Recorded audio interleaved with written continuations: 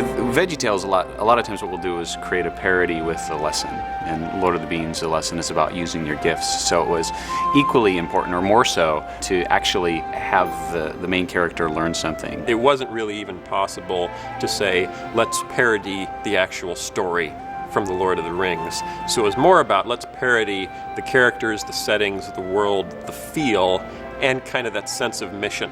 We all have had a lot of thoughts about, how to make this, as meaningful as possible. That still had the same kind of epic feel, but was all based around one theme of, I've got a gift, what am I supposed to do with it? So what would you like to do with your gift? Casting is really important, what character you choose to play a role. When you can get the right character in the right role, things really click. I think everybody in Lord of the Beans was generally happy about the roles they got stuck with. Bob was on vacation in Pensacola, Florida. He surfs and he tries to avoid sharks. My precious! There's a part of Lunt that really connects with that role. It's not a stretch. I was running around the room while I was writing it, just screaming as Lunt, and all those lines came out. Naturally, something like, a spork is got to be a bad guy. We're not saying that utensils are the bad guys, but you have to admit that spork and orc are very close. And for a vegetable, what could be more terrifying than a eating utensil that's a combination of a spoon and a fork, or a spork? They took the What Have We Learned song! I think really all we'll need is a batch of freshly baked cookies to coax the record away from the sporks.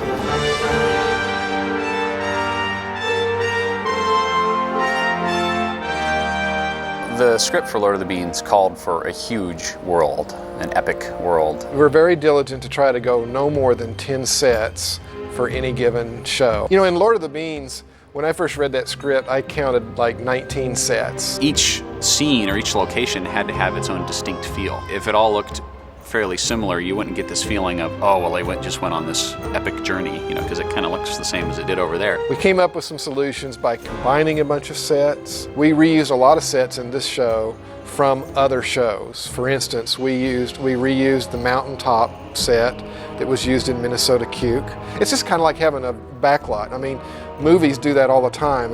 All the major studios have backlots, and after they use props and sets and things for shows, they store them and bring them out and dust them off and use them again. We do the same thing. With what Chuck Vollmer and Joe Spataford did, going in, creating techniques for how to integrate 2D and 3D to create this world that if we would have tried to build that all in 3D would have just been so expensive and so prohibitive. A vicuna. Three-ring binder. A vespa. An elephant. We'll come up to a point in the script where, we'll just have ad lib, and so we'll just spend 5 minutes in the booth just goofing off, and then, and a lot of times that's where we get our funniest stuff. Ad libbing is a part of writing too, because you got to come up with a thought sometime.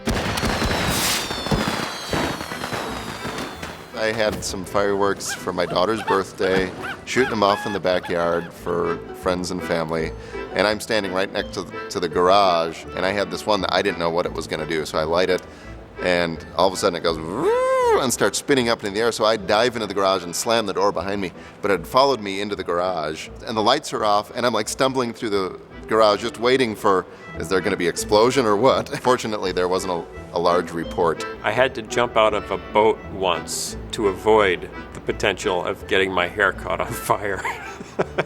I've caught some grass on fire before with fireworks, never anybody's hair. Mike was also in that boat. My job as a director is to protect the story, and what that means is, if somebody adds something to it, even if it's really good, but it detracts from the main flow of the story, then it's my job as a director to pull back on that. But a lot of times, an animator will get it and they'll see something completely new in it, and they'll add to that, and it'll really work. One of the great surprises in Lord of the Beans was sort of the Larry's mouth in the silly song, just that kind of that Elvis snarl. If I was handsome, if I was nice. He's under this delusion that, he's got this, his baby elf that feels about him the same way that he feels about her, and it's just not true. We wanted to do sort of vintage Elvis, the earlier works that kind of had that rockabilly feel. And when I heard that, I just kind of, I was singing along with it, and then I heard that little thing, and then I just started vamping along with that. Coming out of Minnesota Cuke, we had all this exciting music and a lot of action and adventure. There was so much emotion in this story and so much depth to it, and the music really carried a lot of that. And the more I was writing, the more I was getting wrapped up into it and really enjoying what I was doing. Irish music has this way of being sad and happy all at the same time, and it just elicits that emotion. That sort of establishes the whole show. And we hear that theme interweaved throughout, and even comes back in at the very end when the grass blooms and the trees blossom.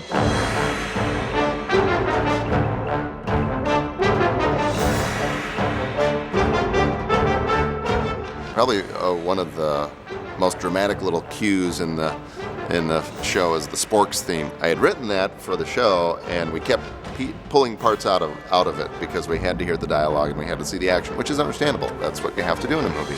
So I just get my little 30 seconds in there at the end of the Sporks theme, and then Winona sings. Just remember why he gave the gift, and to give that gift away.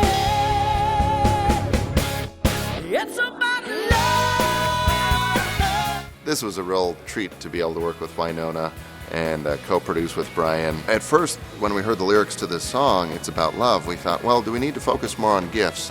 What goes beyond that? We're using our gifts because of the love. It's about love. It's 1 Corinthians 13. Every gift is given for a reason. We can't choose which ones we get, only what we do with them. That's one brave Flobbit.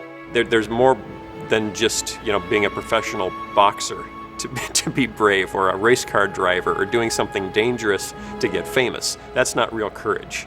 Okay, real courage is going out of your way for something that doesn't benefit you. I think it's really important to not be alone in what you do, to have the support of your friends and of your family and of your community. And I think that's a great thing to see modeled in a film for kids, is a group coming together, and they weren't fighting for something on their own, they were fighting for Toto to help him so he can accomplish his quest. I hear you figured out what your gift is for. I thought I had, but the elders were lying. It was a trick. I think it's really important for us to help our kids learn what their gifts are for, how God intends us to use our gifts.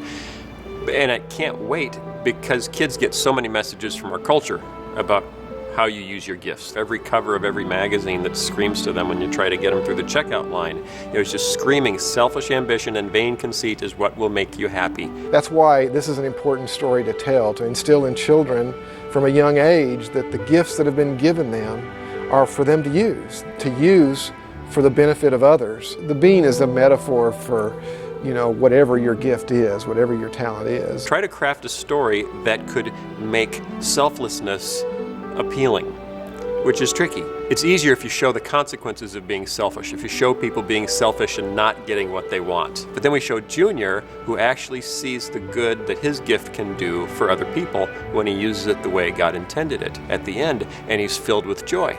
I think each of us has their own special talent and ability, and rather than using that ability to help ourselves, to make ourselves rich or to make ourselves famous, what God wants for each of us is to use that ability to help somebody else. I want to help people.